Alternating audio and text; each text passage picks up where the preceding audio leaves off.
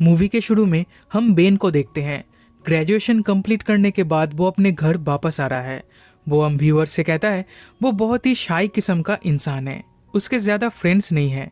वो अपने रूम में अकेला रहना ज़्यादा पसंद करता है।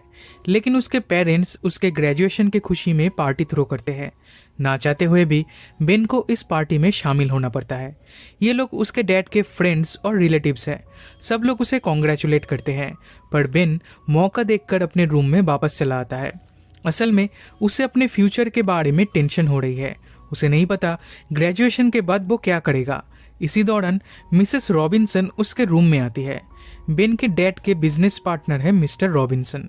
मिसेस रॉबिन्सन उनकी वाइफ है। वो बेन को परेशान देखकर कहती है, आज तो खुशी का दिन है, तो तुम उदास क्यों हो? क्या कोई लड़की का मैटर है?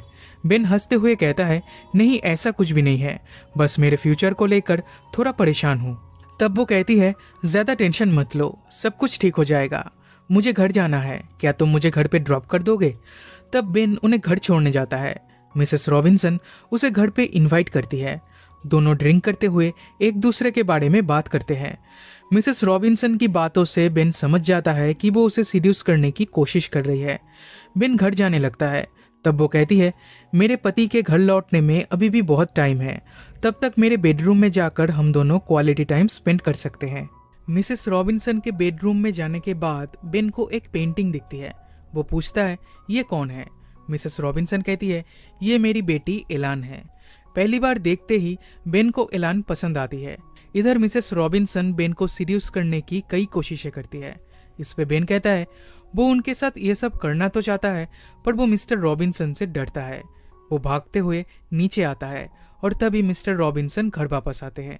वो पूछते हैं, तुम यहाँ पे क्या कर रहे हो? बेन कहता है, मैं आपकी वाइफ को ड्रॉप करने आया था, फिर आप ही के लिए वेट कर रहा था। बेन का अभी समर वैकेशन चल रहा है, इसलिए वो अपनी फैमिली के साथ पूल पार्टी करते हुए एंजॉय करता है।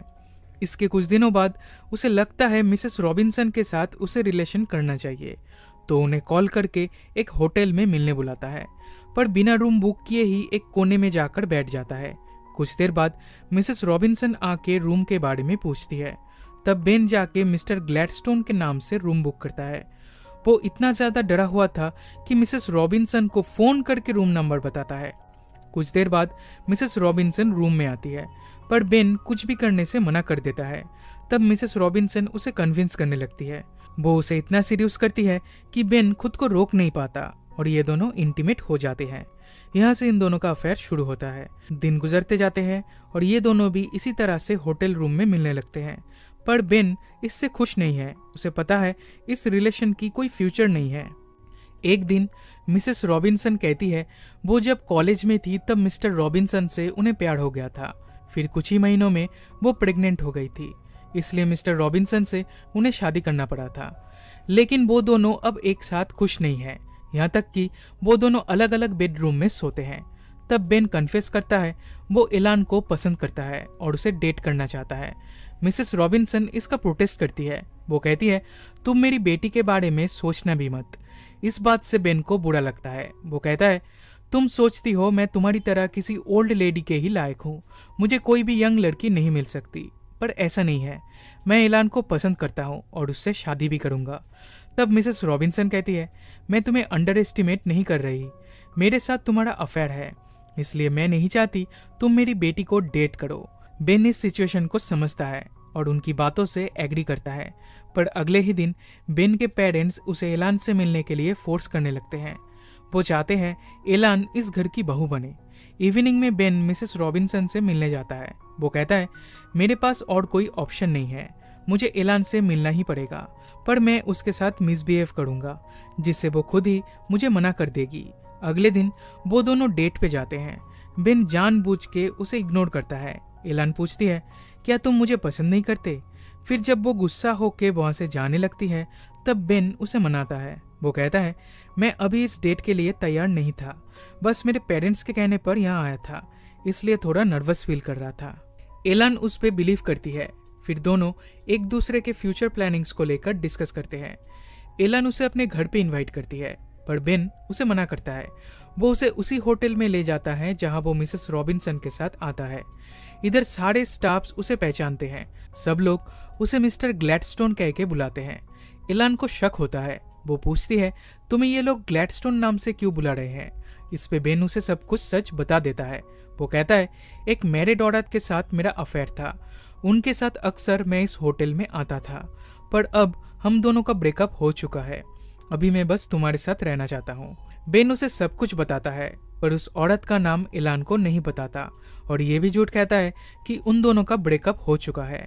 अगले दिन वो फिर से इलान से मिलने जाता है, पर तभी मिसेस रॉबिन्सन कार में आके बैठती है। वो बहुत ही गुस्से में थी। वो बेन को वार्निंग देते हुए कहती है, तुम इलान से फिर कभी नहीं मिलोगे और अगर तुमने मेरी बात नहीं मानी तो मैं इलान को हम दोनों के बारे में सब कुछ बता दूंगी। ये कह के वो चली जाती है। बेन डिसाइड करता है वो खुद ही इलान को सब कुछ बता देगा। वो उसके पास भागते हुए पहुंचता है। वो इलान को उस औरत का नाम बताने ही वाला था कि तभी मिसेस रॉबिन्सन उधर आ जाती है। बेन उन्हें देखकर छुप जाता है।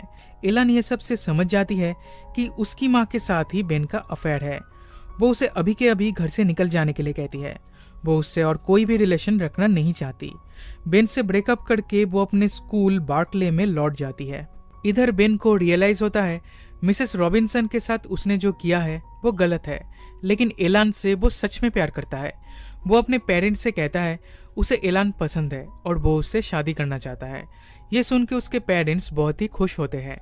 इलान को मनाने के लिए बेन उसके स्कूल में जाता है, पर इलान से बात करने की उसकी हिम्मत नहीं होती। एक दिन इलान जब कहीं जा रही होती है तब बेन उसे फॉलो करता है। इलान उसे नोटिस करती है पर कुछ रिएक्ट नहीं करती। बेन उसे फॉलो करते हुए एक जू में पहुंच जाता है। इलान कहती है वो इधर उसके बॉयफ्रेंड से मिलने आई है। बेन को लगता है इलान उससे मजाक कर रही है, पर कुछ ही देर बाद कार्ल नाम का एक आदमी उधर आता है और इलान उसके साथ चली जाती है। बेन ये देखकर अपसेट हो जाता है। इवनिंग में इलान बेन के रूम में आकर उसे कन्फ्रंट करती है। वो कहती है, मेरी माँ ने मुझे सब कुछ बता दिया है। तुमने उन्हें नशे की हालत में होटल रूम में ले जाकर उनका बलात्कार किया था। इधर हमें पता चलता है मिसेस रॉबिन्सन खुद क्लियर रहने के लिए इलान से झूठ कही है। बेन इसका प्रोटेस्ट करता है, पर इलान कुछ भी सुनना नहीं चाहती। इन दोनों की आवाज सुनकर लैंडलॉर्ड उधर आ जाते हैं। उन्हें लगा था बेन किसी लड़की के साथ जबरदस्ती कर रहा है। फाइनली बेन इलान को कन्विंस कर लेता है। तब इलान भी कन्फेस करती है वो भी बेन से प्यार करती है। बेन उससे शादी करना चाहता है, पर इलान कहती है उसे इस बारे में और भी सोचना होगा। अगले दिन बेन उसे हर जगह फॉलो करता है। वो कहता है हम दोनों को शादी की अरेंजमेंट शुरू कर देनी चाहिए। इस पे इलान कहती है मैंने अभी तक तुम्हें हाँ नहीं कहा। ऊपर से कार्ल भी मुझे पसंद करता है, वो भी मुझसे शादी करना चाहता है। फिर अगले दिन मिस्टर रॉबिन्सन बेन से मिलने आते हैं। उन्हें भी बेन और मिसेस रॉबिन्सन के बारे में सब कुछ पता चल गया है, इसलिए उनका डिवोर्स होने वाला है। वो बेन को थ्रेट करते हुए कहते हैं तुम मेरी बेटी इलान से दूर ही रहो, नहीं तो मैं पुलिस कंप्लेंट कर दूंगा। फिर इलान उसे एक लेटर लिखती है। वो कहती है मैंने इस बारे में बहुत सोचा, मुझे नहीं लगता हम दोनों ज्यादा दिन तक एक साथ रह पाएंगे। ऊपर से तुमने मेरी माँ के साथ जो किया है उससे ये मैटर और भी ज्यादा कॉम्प्लिकेटेड हो गई है। इलान को ढूंढते हुए बेन उसके घर पे जाता है। उधर मिसेस रॉबिन्सन उसे घर से निकल जाने के लिए कहती है, नहीं तो वो पुलिस को इन्फॉर्म कर देगी। वो ये भी कहती है इलान के डैड ने उसे फोर्सफुली स्कूल छुड़वा दिया है और उसकी शादी कार्ल से होने वाली है। तब बेन फौरन बार्कले के लिए निकल पड़ता है। उधर कार्ल के हॉस्टल पे पहुंचकर उसे ढूंढने लगता है। कार्ल का भाई सबके सामने उसका मजाक उड़ाता है। वो कहता है आज ही के दिन कार्ल और इलान की शादी है। वो उसे चर्च का एड्रेस भी दे देता है। बेन उधर जाने लगता है, पर रास्ते में पेट्रोल खत्म हो जाता है। तब वो भागते हुए चर्च पे पहुंचता है। वो इलान का नाम लेकर उसे पुकारता है। इलान भी उसे आवाज देती है। सब लोग बेन को रोकने की कोशिश करते हैं, पर फाइनली वो इलान को लेकर भागने में कामयाब हो जाता है। दोनों एक बस में चढ़ते हैं।